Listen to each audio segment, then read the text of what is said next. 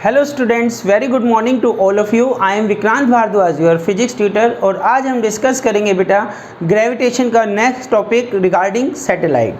How to launch a satellite, कैसे satellite को launch करते हैं, उसको ऑर्बिट में सेट करते हैं, एंड इसके रिगार्डिंग कुछ टर्म्स डिस्कस करेंगे लाइक ऑर्बिटल स्पीड। जब सैटेलाइट अपने ऑर्बिट में रिवॉल्व करती है, ठीक है, अराउंड ए प्लेनेट, तो वो उसकी जो स्पीड होती है उसके बारे में डिस्कस करेंगे। And the time period, time period क्या होता है बेटा, आप सभी को पता है। Time period it is the time taken by satellite to complete one revolution. ये सारी टर्म्स हम सभी derivation one by one discuss करते हैं। तो चैप्टर 8 ग्रेविटेशन, यहाँ पे हम डिस्कस करेंगे बेटा first topic principal of launching a satellite. Principal of launching a satellite.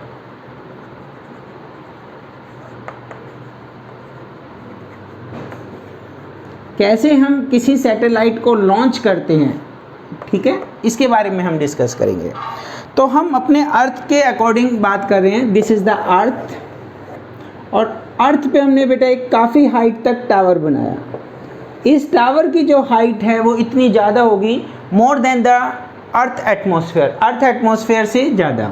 हम इस हाइट से जाके एक बॉडी को हॉरिजेंटली थ्रो करते हैं, हॉरिजेंटल डायरेक्शन में थ्रो करते हैं, लाइक दिस। पढ़ा है हमने projection motion, horizontal and angular. तो जब हम इसको थ्रो करते हैं बेटा, ये पैराबोलिक पाथ को कवर करती है and hit the earth at point A1। Late us consider, ये अर्थ को कहाँ पे हिट करती है, A1 पॉइंट पे अर्थ को हिट करती है। अगर मैं इसको और ज़्यादा वेलोसिटी से थ्रो करूँगा तो ये हिट करेगी अर्थ को A2 पॉइंट पे। फर्दर इंक्रीज किया तो हमने क्या देखा, ये अर्थ को हिट कर रही है A3 पॉइंट पे। तो यहाँ पे क्या हो रहा है बेटा, ये जो स्पीड है ये क्या है हमारी, इस बॉडी को हम आगे चल के क्या कहेंगे, सैटेलाइट। क्या कहेंगे, satellite. And this is the velocity, speed, ठीक है, स्पीड, जिस स्पीड से हमने इसको प्रोजेक्ट किया, थ्रो किया।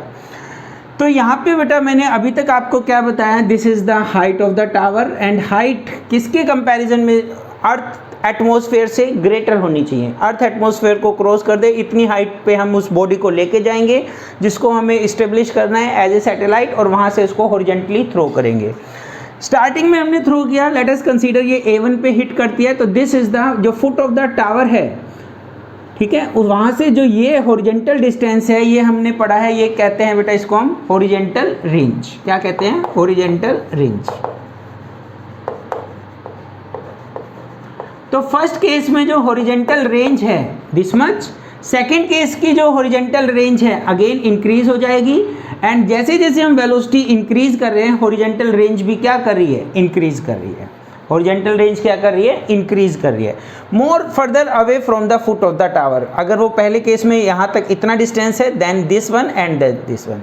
अगर हम इसको बेटा एक ऐसी स्पीड से थ्रो करते हैं कि ये अर्थ को हिट ही ना करें, ये बॉडी मैंने इसको थ्रो किया, लाइक दिस मार्कर को मैंने थ्रो किया, ठीक है, इतनी स्पीड से थ्रो किया, ये अर्थ को हिट ही नहीं कर रही, and start revolving around the earth, और ये अर्थ के चारों तरफ घूमना स्टार्ट कर दे, तो इस बॉडी को हम क्या कहेंगे, सैटेलाइट कहेंगे। तो इस बॉडी को हम क्या कहेंगे, सैटेलाइट। लेट अस कंसीडर, इस बार हमने इसको इतनी वेलोसिटी से टच किया, ये जो बॉडी है it starts revolving around the earth in their orbit and become a satellite. Now अब इस बॉडी को हमने एक पर्टिकुलर नाम दिया, दैट इज सैटेलाइट, रिवॉल्व कर रही है।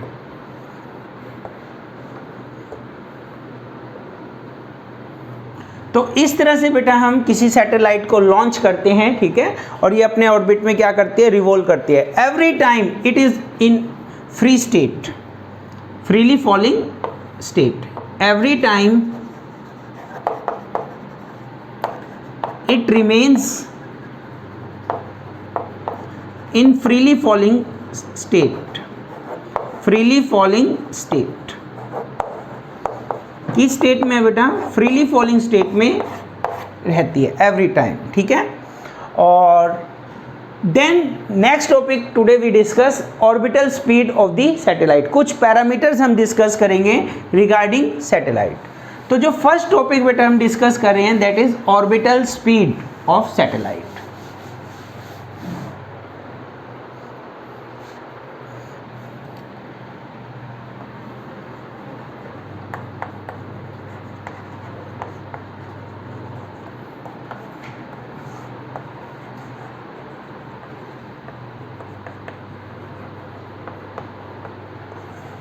Orbital speed of a satellite. इसके लिए भी बेटा एक डायग्राम के थ्रू हम डिस्कस करते हैं। Let us consider this is the earth and the whole mass of the earth is concentrated at the centre O।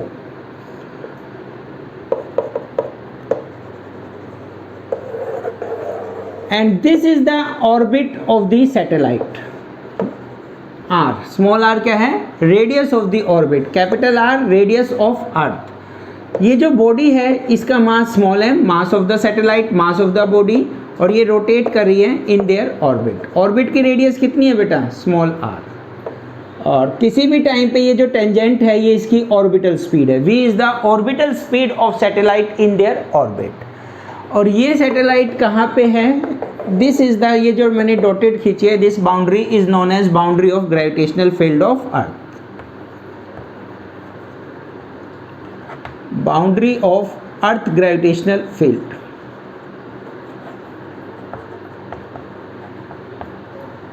Earth gravitational field, ये जो बाउंड्री है, ठीक है। This is the orbit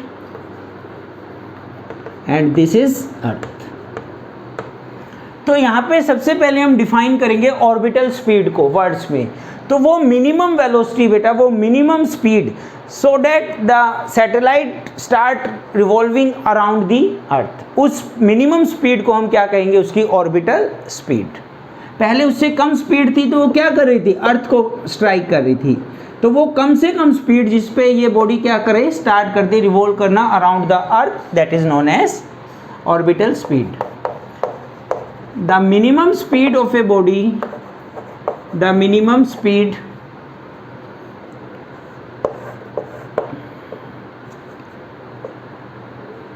which is required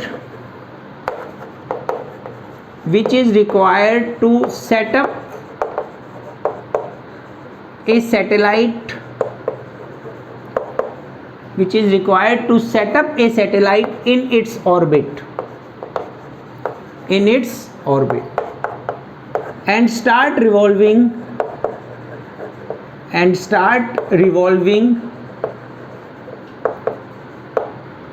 around the planet, अर्थ की बात कर रहे हैं, अर्थ वर्ड यूज कर सकते हैं आप, अराउंड द अर्थ। तो दिस इज द डेफिनेशन। वो कम से कम स्पीड बेटा जो रिक्वायर्ड है किसी भी सैटेलाइट को उसके ऑर्बिट में सेटअप करने के लिए, और वो सैटेलाइट, वो बॉडी क्या करना स्टार्ट कर दे? रिवॉल्व करना स्टार्ट कर दे अराउंड द प्लेनेट अर्थ। तो यहाँ पे कुछ पैरामीटर्स हमने कंसीडर किए। वो क्या पैरामीटर्स हैं? Let capital M mass of the earth, small m mass of the body कह लीजिए आप, मास of the satellite, capital R radius of the earth, capital R radius of the earth, small r radius of the orbit, radius of orbit. एक parameter और है यहाँ पे, हम कितनी हाइट पे गए? Late us consider h height के टावर पे हम गए। तो स्मॉल r बेटा डायग्राम से भी आपको क्लियर हो रहा है, स्मॉल r किसके इक्वल होगा? Radius of earth plus height of tower. तो ये जो रेडियस ऑफ ऑर्बिट है small r, that is equal to r plus h, ऐसे भी लिख सकते हैं। And v orbital speed of satellite, and v क्या है? Orbital speed of satellite.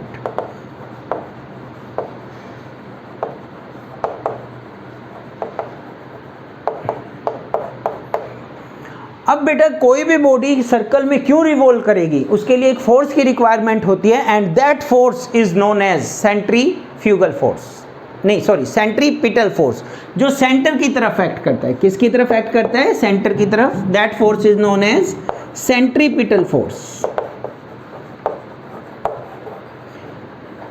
कोई भी बॉडी बेटा अगर सर्कल में रिवॉल्व करती है तो उसके लिए एक फोर्स की रिक्वायरमेंट होती है, and that force is known as centripetal force. तो उस फोर्स को, तो ये जो सेंट्रीपिटल फोर्स की हमने बात की बेटा, इसकी वैल्यू कितनी होती है? That value is mv²/r। अब ये सैटेलाइट को ये रिक्वायर्ड फोर्स है, ये कहाँ से मिला? किसने प्रोवाइड किया? That force is given by gravitational force, gravitational force. तो ये जो ग्रेविटेशनल फोर्स है बेटा Gmm/r², ये ग्रेविटेशनल फोर्स इसको रिक्वायर्ड सेंट्रीपिटल फोर्स देगा, और ये which is necessary for circular motion. तो ये दोनों को हम इक्वेट करेंगे, इन दोनों को हम क्या कर देंगे बेटा, इक्वेट। देखिए कैसे,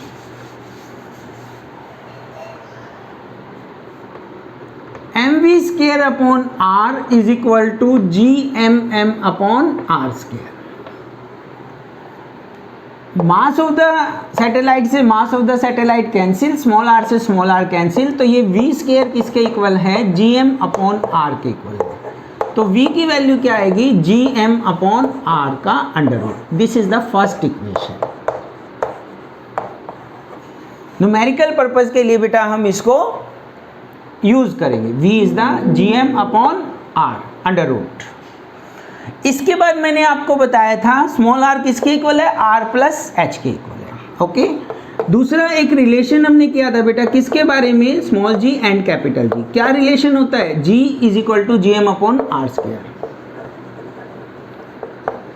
relation between g and g के बीच में क्या रिलेशन है, दिस इज द रिलेशन। तो यहां से आप gm की वैल्यू निकाल सकते हो, gm is equal to g r square. ये जी आर स्क्वायर यहां पुट करेंगे, पुट इन इक्वेशन फर्स्ट। तो ये वेलोसिटी किसके इक्वल हो जाएगी, root ji are square upon R, G are square upon R. तो यहां पे आर स्क्वायर है, ब्रैकेट के बाहर आएगा तो आर हो जाएगा, ठीक है। तो ये R under root ji upon are, ये फॉर्मूला बन सकता है बेटा।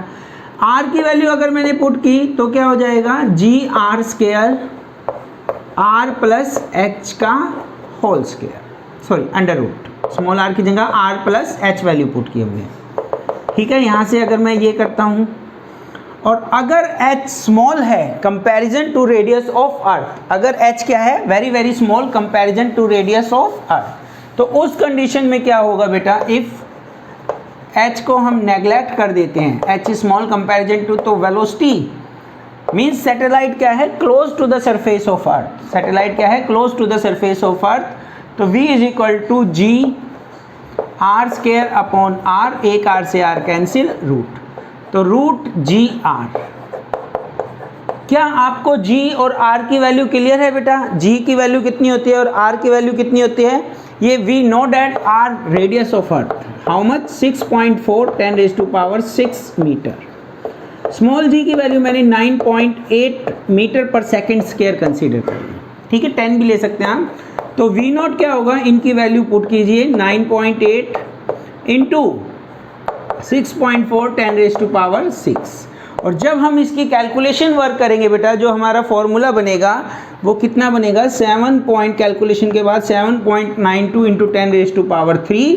वेलोसिटी है, यूनिट क्या होगी, मीटर पर सेकेंड, और यू से डैट 7.92 किलोमीटर पर सेकेंड, एक सेकेंड में 7.92 किलोमीटर कवर करेगी, दिस इज द स्पीड। यहां से हमें क्या आइडिया लगता है बेटा, वेलोसिटी किस पे डिपेंड नहीं कर रही, मास ऑफ द सैटेलाइट पे डिपेंड नहीं कर रही। इंपॉर्टेंट पॉइंट में हम डिस्कस करेंगे, नोट बना के लिख लीजिए चाहे note, first note, we velocity does not depend upon mass of the body. First point में आप समझ जाएंगे, वेलोसिटी किस पे डिपेंड नहीं कर रही, मास of the body, mass of the satellite पे डिपेंड नहीं करती। सेकंड, वेलोसिटी डिक्रीज करेगी, कब डिक्रीज करेगी, जैसे जैसे h की वैल्यू इंक्रीज कर रही है। यहां से देख लीजिए आप, h इंक्रीज करने से वेलोसिटी क्या करेगी, डिक्रीज। हाइट, जैसे जैसे हम अबव द सरफेस ऑफ अर्थ जाएंगे तो वेलोसिटी ऑर्बिटल स्पीड क्या होगी, decrease. Is it clear, h बढ़ने से v क्या होगी, कम होगी। इसी चीज को बेटा दूसरे वर्ड्स में कह सकते हैं, r अगर इंक्रीज होगा, रेडियस ऑफ ऑर्बिट इंक्रीज होगा। रेडियस ऑफ ऑर्बिट इंक्रीज करने का मतलब क्या है, अगेन h इंक्रीज, ठीक है। तो रेडियस ऑफ ऑर्बिट इंक्रीज होगा तो v का क्या होगा, v इज ऑल्सो डिक्रीज। तो तीन पैरामीटर हमने important point, v mass of the satellite पे डिपेंड नहीं करता। किसी बॉडी को आपको लॉन्च करना है, उस ऑर्बिट में लॉन्च करना है, वो 1 kg की बॉडी हो या 1 लाख kg की हो, 500 kg की हो, डजेंट मैटर। क्या मैटर करता है, आप उसको इस स्पीड से हॉरिजॉन्टली थ्रो करें। अगर आपने किसी भी बॉडी को, चाहे 1 ग्राम की बॉडी चाहे 1 kg की बॉडी, अगर आपने इस स्पीड से उसको थ्रो करते हैं हॉरिजॉन्टली, तो वो क्या बन जाएगी, अर्थ की सैटेलाइट बन जाएगी। तो अर्थ की सैटेलाइट बनाने के लिए हमारे को इस वेलोसिटी से उसको प्रोजेक्ट करना पड़ेगा। तो ये कुछ पैरामीटर्स हैं बेटा रिगार्डिंग ऑर्बिटल स्पीड, यहाँ तक नोट कीजिए एक बार। ठीक है बेटा, अब हम नेक्स्ट टर्म डिस्कस करेंगे time period of a satellite. Second term is time period of a satellite. Time period को बेटा कैपिटल टी से रिप्रेजेंट करेंगे, time period of a satellite.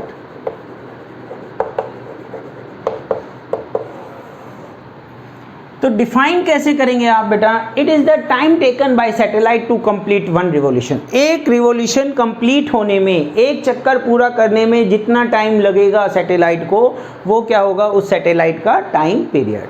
तो it is the time taken by satellite, it is the time taken by satellite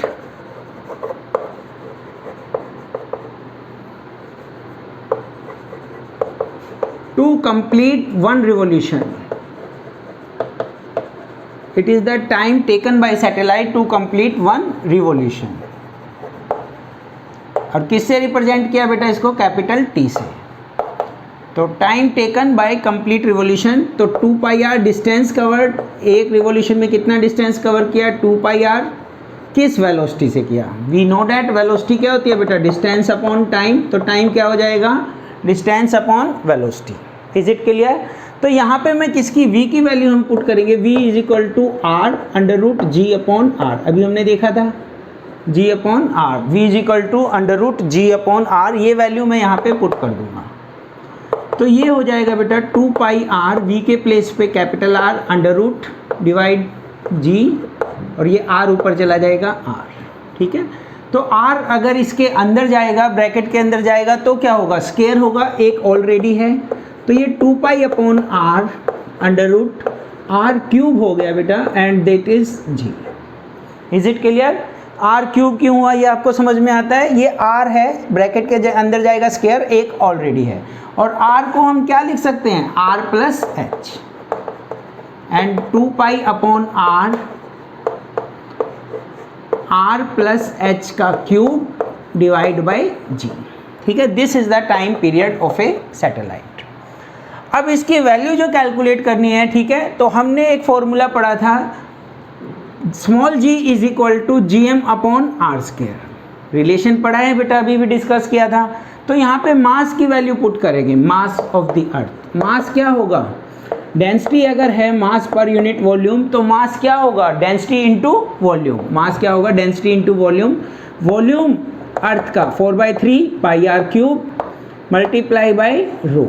तो this is the mass of earth. ये value मैंने यहाँ पे पुट की, जी 4/3 पाई आर क्यूब रो, और डिवाइड में क्या है? R square. आर स्क्वायर से क्यूब कैंसिल, एक आर रह जाएगा। तो स्मॉल जी की वैल्यू कितनी आ गई बेटा? 4/3 पाई जी आर रो। ये किसकी वैल्यू है? स्मॉल जी की value. Put this value in this equation. इस जी की वैल्यू को हम कहाँ पुट करेंगे? इस इक्वेशन में पुट कर देंगे।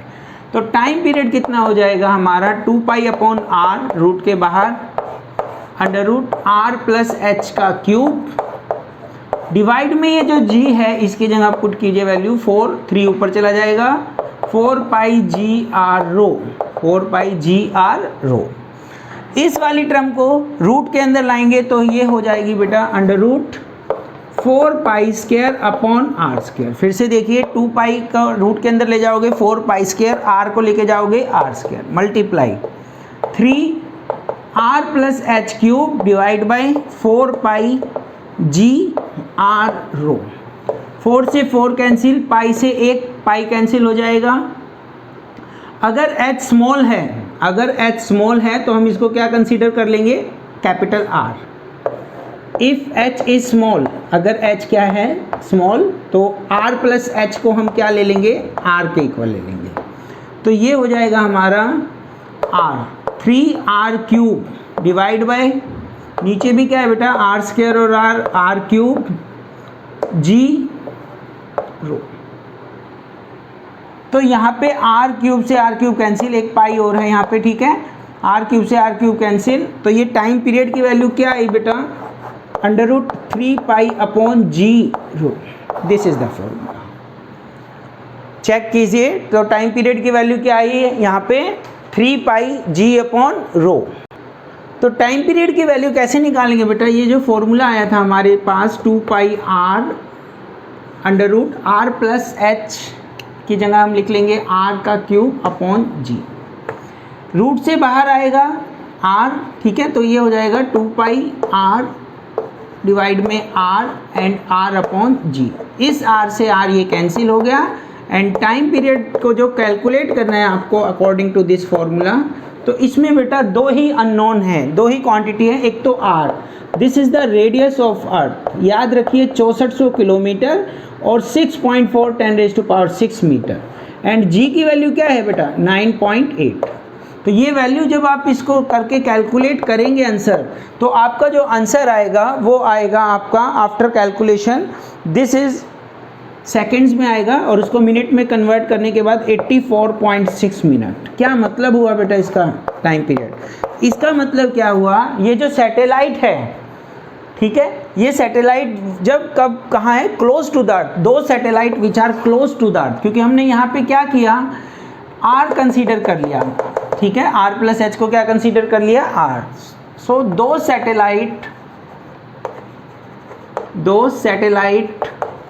which are close to the surface of earth,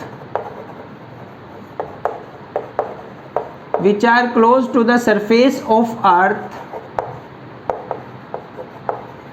having time period 84.6 minute. Calculate करके देखना आप, ताकि आपको ध्यान रहे ये वैल्यू, ठीक है, अच्छे से कैलकुलेट करना। 84.6 मिनट इसकी क्या रहेगा, इसका टाइम पीरियड रहेगा। Is it clear to all? तो जैसे जैसे हाइट बढ़ेगी, ध्यान से सुनो बेटा, किस पे डिपेंड कर रहा है टाइम पीरियड, सारे पैरामीटर यहाँ पे कांस्टेंट है। यहाँ पे क्या था अपना आर, इससे पहले हमारा क्या था आर प्लस एच, एच हमने नेग्लिजिबल था, उसको हमने कंसीडर नहीं किया अगर क्लोज है। अदरवाइज ये किस पे डिपेंड करता, एच पे डिपेंड करता। ये जो टाइम पीरियड है, हाइट जैसे जैसे हाइट अबव द सरफेस हम ऊपर जाएंगे, हाइट इंक्रीज होगी, टाइम पीरियड भी क्या करेगा, इंक्रीज। तो एक ही पॉइंट है इसमें, तो ये जो पैरामीटर है किस पे डिपेंड करता है, height from the surface of earth. As we go move upward, height increase, time period is also increase. तो आज बेटा हमने डिस्कस किया principle of launching a satellite and then two terms discuss की, ऑर्बिटल स्पीड। तो orbital speed की जो value आई थी वो मैटर ही नहीं करता बेटा मास ऑफ द सैटेलाइट पे, कितना भी मास हो, अगर हम 7.92 से उसको प्रोजेक्ट करेंगे from a height, it starts revolving around the earth. Earth के केस में ये वैल्यू है, मून के केस की बात नहीं कर रहा, जुपिटर के केस की बात नहीं कर रहा। हमने ये जो कैलकुलेशन की है किसके लिए की है, अर्थ के लिए की है। और ऑर्बिटल स्पीड में जैसे हमने अभी डिस्कस किया था, this is the earth and ये सैटेलाइट इस तरह से रिवॉल्व कर रही है। तो स्पीड एक बेटा, ऑर्बिटल जो स्पीड है उसकी डायरेक्शन क्या होगी, टेंजेंट टू द ऑर्बिट। क्या होगी, टेंजेंट टू द ऑर्बिट, क्योंकि ऑर्बिटल वेलोसिटी कैसी क्वांटिटी है, वेक्टर क्वांटिटी है।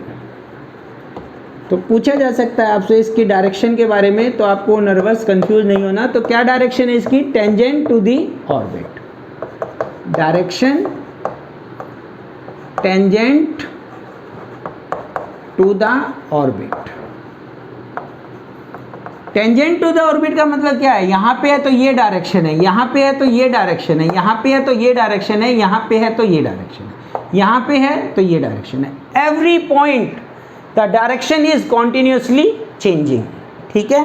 तो आज बेटा यहीं तक हम डिस्कस करेंगे, बाकी की 3 टर्म हम नेक्स्ट लेक्चर में डिस्कस करेंगे। Thank you very much, have a nice day.